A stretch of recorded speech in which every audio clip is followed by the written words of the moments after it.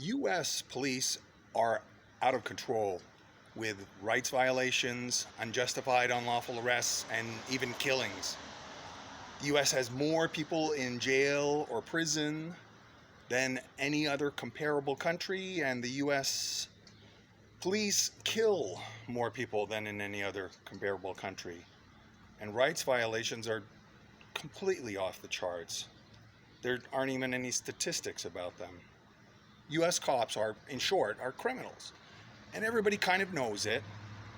It's sort of an open secret, but nobody seems to be doing much about it.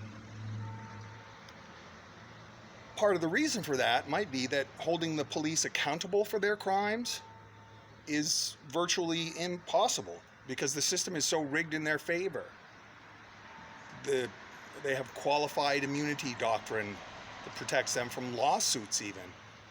And police are the ones who police the police. They police themselves. So of course they get away with all kinds of stuff. But I may have found a way to hold at least a particular, scare quotes, law enforcement agency accountable. Hold them accountable by making an example of them, and making an example of them through blackmail. But it's perfectly legal blackmail, because I'm not blackmailing them for money or property. I am just going to be pressuring them to follow the law, to actually do their job as police.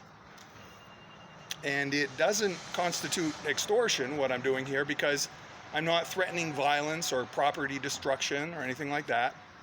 Just engaging in things that I've already explicitly confirmed with this law enforcement agency to be constitutionally protected First Amendment activities.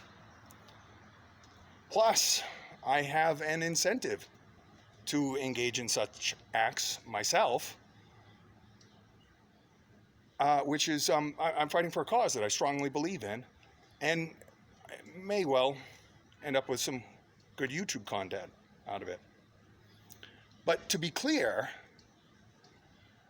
I will likely be suing either the City of Belfast or Belfast Police Department at some point for monetary relief.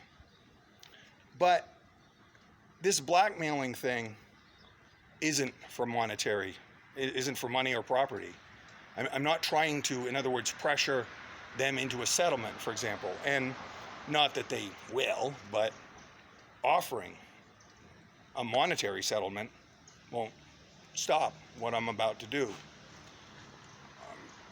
I will consider stopping if they meet my demands, which are not monetary, they're just to follow the law. And for more information on that and what this is about, I did a live stream about it yesterday, the first part of which contains relevant information for anybody who's interested.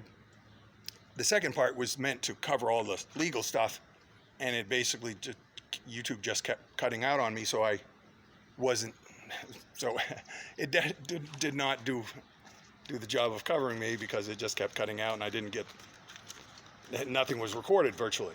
But that, what I've said today and now and here, is my cover.